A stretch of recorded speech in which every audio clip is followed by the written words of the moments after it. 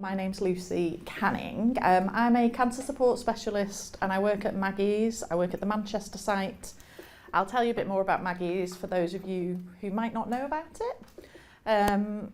So Maggie's is a cancer support charity that was set up in the 1990s by a lady called Maggie Cystic. She had a breast cancer diagnosis and she had some curative treatment in the 80s. In the 90s, unfortunately, she had a reoccurrence, and she and her husband had an experience in the hospital, great doctors, great staff, but it was all about the environment that it was all in, where she was given some sad news about how they wouldn't be able to give her any more treatment. And she felt like they were kind of left in a corridor with no light, no one to talk to. It wasn't really the case that you always went to have a chat with a specialist nurse in a different room at that time. So they went away for 2 weeks and she came up with this plan, this idea that she ended up writing a paper about called A View from the Front Line.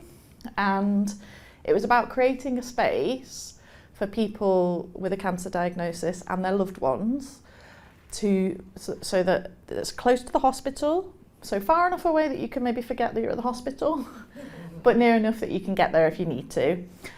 Creating a space for people where professionals work, but it's completely non-clinical. I've spoken to a couple of people today who've been to different Maggie's centres, and I guess if you don't know about them, they're all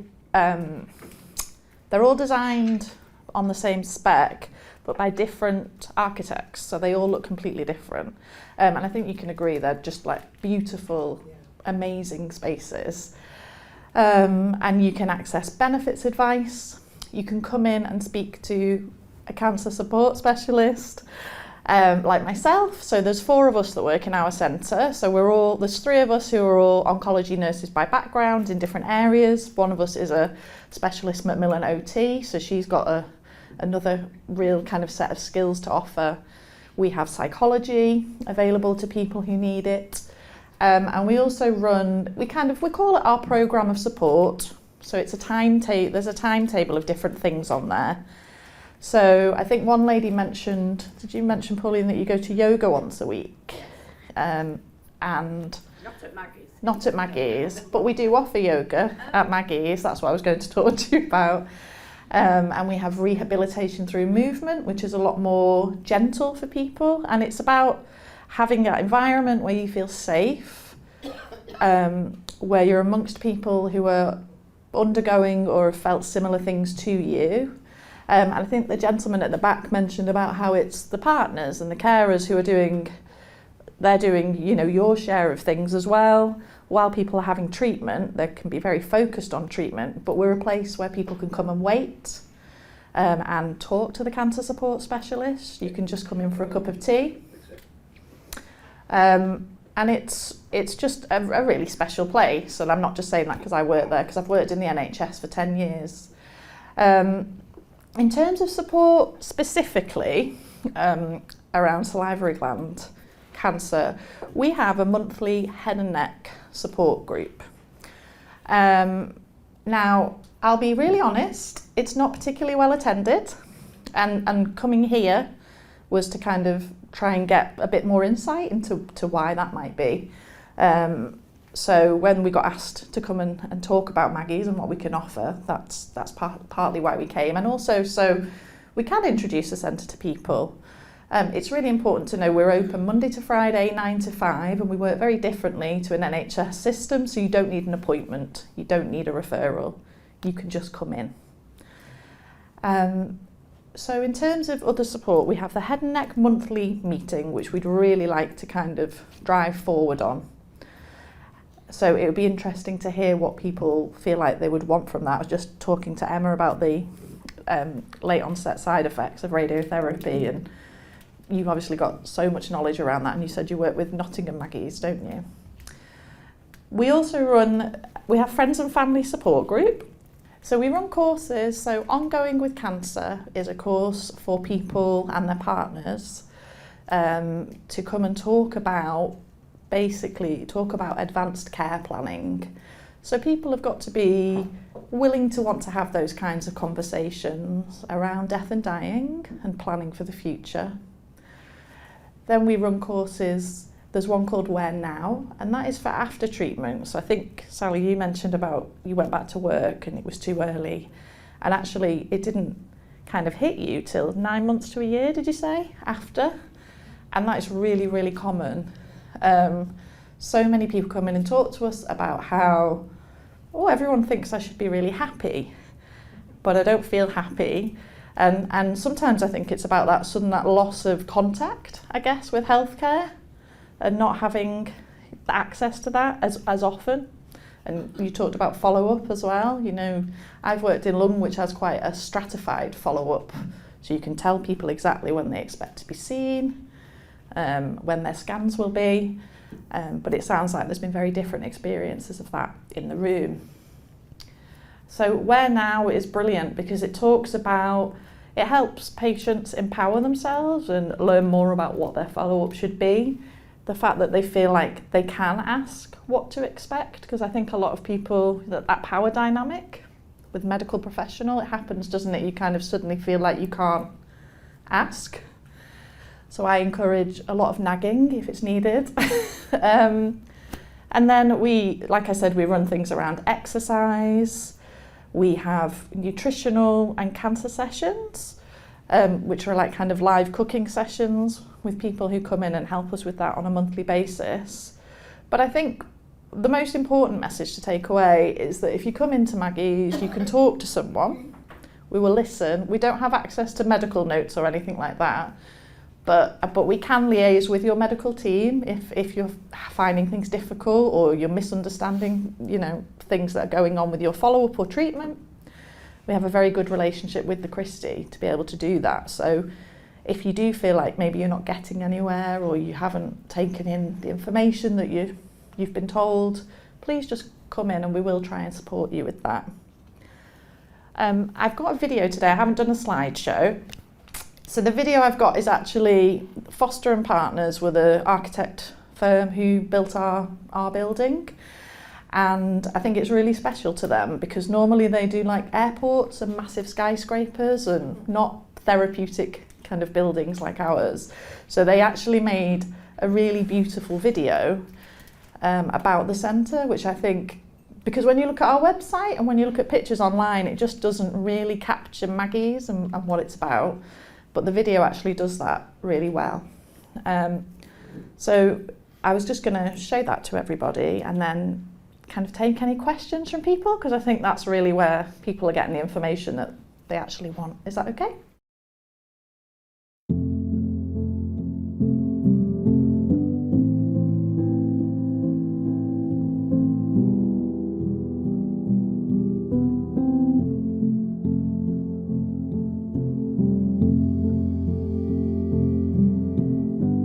The first time I walked through the doors of Maggie's Manchester, I was taken back by just how different the building is from what you expect within healthcare.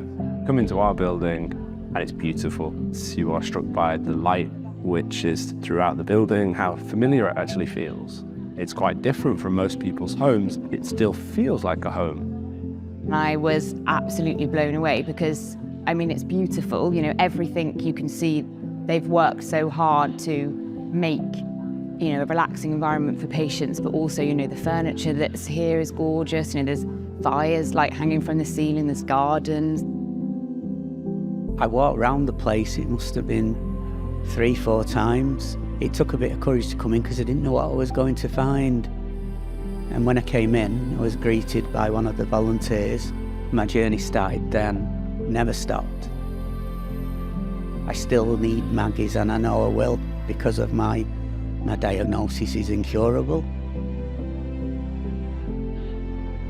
I suddenly got this feeling of warmth, of love.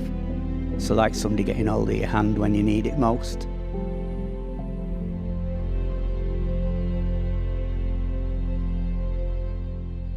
You would never believe that a building could provide energy.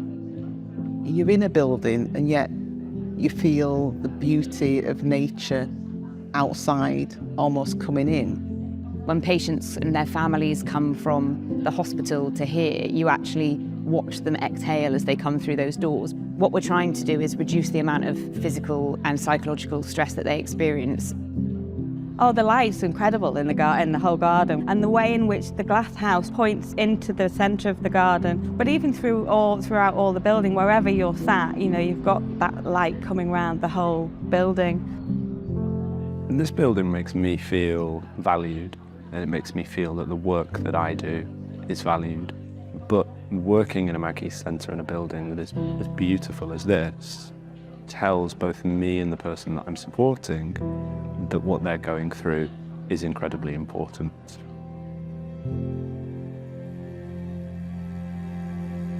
This centre is off the main road, so as you start to walk down that road, the environment starts to get more relaxed, so everything is quieter, quite literally, and then you are here with green space. In every room that you go in, you should be able to see outside. It's very, very therapeutic, and everybody that comes into the garden feels the same. They'll talk about how beneficial that is to them in their healing journey. The shape of the garden, all the pathways are sort of designed so that you can meander through and around, so that you're looking out at a beautiful portrait sort of picture window of the garden. Our building allows people to still experience the garden from the comfort, the shelter of being within it, or perhaps outside on the veranda, under the covered areas, but also having a more wild environment enveloping the building.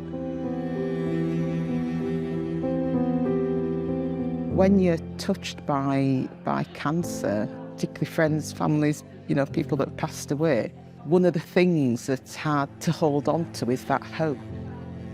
This building and the Maggie Centres actually provide that hope.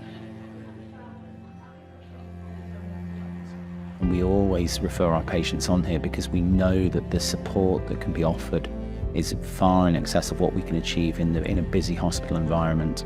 The support that patients get from this is second to none, and it's important that it offers things that we can't do, that we don't have the skills for. In all Maggie Centres, our priority is to think about somebody's well-being, emotionally, socially, but we have found a way to make sure that our buildings and spaces improve the care that we give to people. The support that we offer is better because of the space that it's within.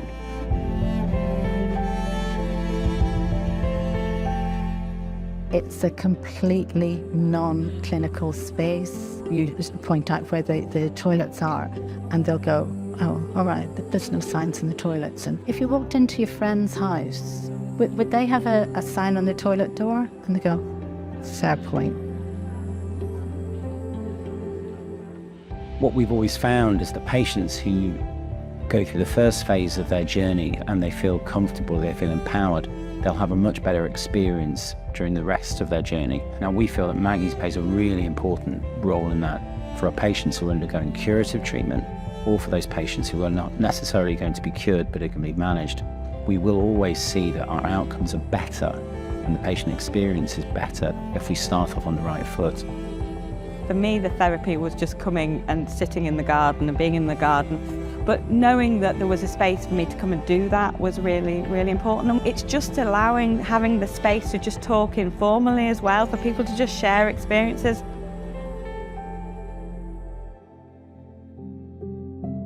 It's a combination of three things. It's the building and the garden, and it's the people as well.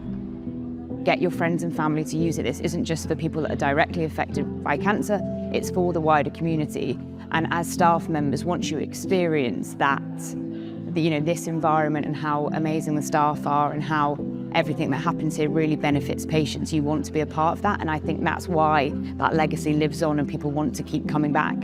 Their journey to recovery would be a lot harder without having that support network. It gives you the comfort, it gives you loving, it's strengthening, and most of all, it just puts its arms around you.